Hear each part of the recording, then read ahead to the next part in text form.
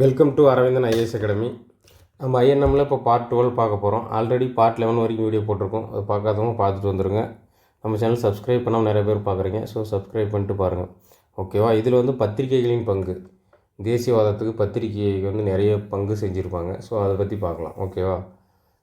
எங்கெங்கிறது நம்ம book source எடுத்துருக்கோன்னு already நிறைய time சொல்லியிருக்கோம். ஸோ தெளிவாக பார்த்துக்கோங்க, ஓகேவா. நெக்ஸ்ட், பத்திரிகைகளின் பங்கு. இந்தியாவில் அச்சு இயந்திரம் அறிமுகம் செய்யப்பட்டமை மிக முக்கிய நிகழ்வாகும். அதாவது இந்தியாவில் அச்சு இயந்திரம் அறிமுகப்பட்டது மிக முக்கிய நிகழ்வாக கருதப்படுது. அச்சு இயந்திரம், புத்தகங்கள், இந்த மாதிரி விஷயங்கள் அச்சிட அறிமுகப்படுத்தப்பட்டிருப்பாங்க. அது பிற்காலத்தில் பத்திரிகைகள் உருவெடுத்து மிகப்பெரிய ஒரு புரட்சிக்கு வித்திட்ருக்கும், ஓகே. அதான் சொல்கிறாங்க, அச்சு இயந்திரம் அறிவு செய்யப்பட்ட மிக முக்கிய நிகழ்வாகும். இது தன்னாட்சி, மக்களாட்சி, குடிமை உரிமைகள், தொழில்மயமாக்குதல் போன்ற நவீன சிந்தைகள் பரப்ப மக்களுக்கு உதவியதுன்னு சொல்லப்படுகிறது. நெக்ஸ்ட் வந்து பத்திரிகைகள் அறிமுகமானதுனால அவங்க அரசியல் விமர்சனம் செய்ய தொடங்கியிருப்பாங்க பத்திரிகை மூலம், ஓகேவா. ஓகே, நெக்ஸ்ட் பாருங்கள், தேசியவாத பத்திரிகைகளின் பங்கு. இது வந்து முக்கியமான நிகழ்வு. 1877 முதல் இந்திய நீதிபதியாக டி முத்துசாமி என்பவர் சென்னை நீதிபதியாக நியமிக்கப்பட்டிருப்பார், ஓகேவா. எப்போனா 1877 இவர் நியமிக்கப்பட்டதை விமர்சனம் செஞ்சுருப்பாங்க சில பத்திரிகைகள். அந்த பத்திரிகைகள் யாருன்னு பார்த்தீங்கன்னா ஐரோப்பியர்கள் நடத்தப்பட்ட பத்திரிகைகள். ஒரு இந்தியர் நம்மளே ரூல் பண்ணுறதா அப்படிங்கிறத விமர்சனம் செஞ்சுருப்பாங்க.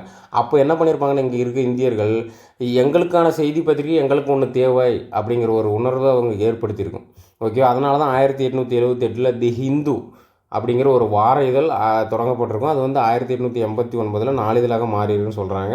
இதை தொடங்கினது யாருன்னா ஜி சுப்பிரமணியம், எம் வீரராகவாச்சாரி மற்றும் நால்வர். அவரோட ஷேர் ஹோல்டர்ஸ் 4 பேர் சேர்ந்து தொடங்கியிருக்காங்க 1877 தி ஹிந்து, ஓகே. நெக்ஸ்ட்டு, இந்த பத்திரிகை தேசிய பிரச்சாரத்திற்கு கருவியானது அப்படின்னு சொல்லப்படுகிறது, ஓகேவா. ஓகே, நெக்ஸ்ட்டு, 1891 சுதேசமித்திரன் என்ற ஒரு பெயரில் தமிழில் தேசிய பருவ இதழை ஜி சுப்பிரமணியம் தொடங்கியிருக்கார். தேசிய பருவ இதழ் அது 1893 நாளிதழ மாறி இருக்கும். தி இந்து 1889 நாளிதழ், சுதேசமித்திரன் 1899 நாளிதழ், ஓகே. தெளிவாக பார்த்துக்கோங்க.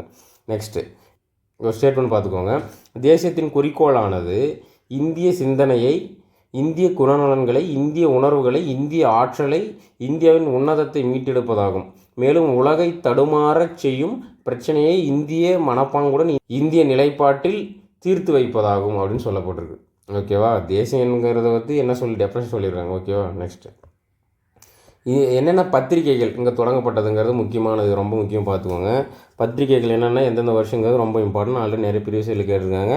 ஸோ அதனால் பார்த்துக்கலாம். ஃபஸ்ட்டு இந்தியாவிலே தொடங்கப்பட்ட முதல் பத்திரிகை இதுதான்.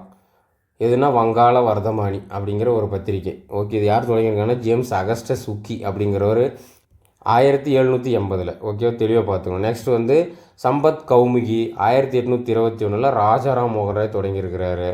அதே ராஜாராம் மோகன் ராய் 1822 மெராத்துல் அக்பர் அப்படிங்கிற ஒரு பத்திரிகை தொடங்கியிருக்கிறார், ஓகேவா. தெளிவாக பார்த்துக்கோங்க. நெக்ஸ்ட் 1853 இந்தியன் பேட்ரியாட்டிக் அப்படிங்கிற ஒரு பத்திரிகை, யாருன்னா ஹரிஷ் சந்திர முகர்ஜி, ஓகேவா. நெக்ஸ்ட்டு 1862 தி இந்தியன் மிரர் யார் தொடங்கியிருக்காங்கன்னா தேவேந்திரநாத் தாகூர் மற்றும் மனமோகன் கோஷ் அப்படிங்கிற 2 பேர் சேர்ந்து தொடங்கியிருப்பாங்க. முக்கியமான ஆள்னா தேவேந்திரநாத் தாகூர் தான், ஓகே. நெக்ஸ்ட்டு 1868 அமிர்த பஜார் பத்திரிக்கான்னு சொல்லுவாங்க, ஓகேவா. அமிர்த பஜார் பத்திரிகை சிசிர் குமார் கோஷ் மற்றும் மோதிலால் கோஷ் அப்படிங்கிற 2 பேர் தொடங்கியிருக்காங்க, ஓகே. தெளிவாக பாருங்கள். நெக்ஸ்ட் 1878 தி ஹிந்து ஆல்ரெடி பார்த்துருக்கோம் இல்லையா, ஜி சுப்பிரமணிய ஐயர் மற்றும் வீரராகவாச்சாரியார் மற்றும் நால்வர், ஓகேவா. நெக்ஸ்ட் 1881 தி ட்ரிபியூன் அப்படிங்கிற ஒரு பத்திரிகை சர்தார் தயால் சிங் மஜிதியா அப்படிங்கிறவர் தொடங்கியிருக்காரு, ஓகேவா. நெக்ஸ்ட்டு 1882 சுதேசமித்திரன், இது ஆல்ரெடி பார்த்துருக்கோம், ஜி சுப்பிரமணியம் அப்படிங்கிறவர் தொடங்கியிருப்பார், ஓகேவா. நெக்ஸ்ட்டு இந்த சுப்பிரமணியம் ஒன்று தான், ஓகே. தெளிவாக பார்த்துக்கோங்க. நெக்ஸ்ட் 1885 சவுத் இந்தியன் மெயில், அதாவது ஐஎன்சி தொடங்கப்பட்டிருக்கு இல்லையா, அந்த ஆண்டு தொடங்கப்பட்டிருக்கு.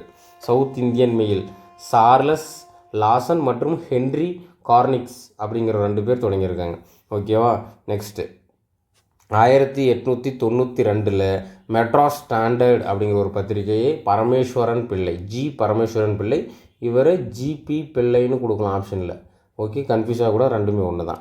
நெக்ஸ்ட் 1893 தேசாபிமானி, இவர் சேலம் பகடால நரசிம்மலு நாயுடு அப்படிங்கிறவர் தொடங்கியிருக்காங்க, நம்ம சேலத்தில் தொடங்கியிருக்காங்க. நெக்ஸ்ட் 1905 வந்தே மாதரம் அப்படிங்கிற ஒரு பத்திரிகை அரவிந்த கோஷ் தொடங்கியிருக்காரு, ஓகேவா. நெக்ஸ்ட் 1906 யுகந்தர் பத்திரிகை யார் தொடங்கியிருக்காங்கன்னா பரிந்தர் குமார் கோஷ் மற்றும் பூபேந்திரநாத் தத்தா அப்படிங்கிற 2 பேர் தொடங்கியிருப்பாங்க. 1906 இந்தியா அப்படிங்கிற பத்திரிகையை ஸ்ரீ சுப்பிரமணிய பாரதியார், நம்ம பாரதியார் இருக்கார்ல, அவர் தான் தொடங்கியிருக்காரு. அவர் இன்னொரு பத்திரிகை. 1919 விஜயா அப்படிங்கிற பத்திரிகையை அவர் தொடங்கியிருக்காரு. ரெண்டுமே ஒன்று தான். ஓகே, 1906 1909 தெளிவாக பார்த்துக்கோங்க. நெக்ஸ்ட்டு 1910 சூரியோதயம் அப்படிங்கிற ஒரு பத்திரிகையை தொடங்கியிருக்காங்க. யாருன்னா திரு வெங்கடசுவாமி பண்டிதர் அப்படிங்கிறவர் தொடங்கியிருக்காரு. ஓகேவா.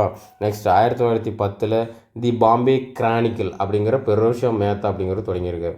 ஓகே, இதை தவிர நிறைய பத்திரிகைகள் இருக்குது. ஆனால் முக்கியமான பத்திரிகைகள் இவ்வளோ அனைத்தும் இதில் இருந்தால் கொஷின் ரிப்பீட்டடாக கேட்குறாங்க. ஓகேவா, தெளிவாக பார்த்துக்கோங்க. Okay, thank you.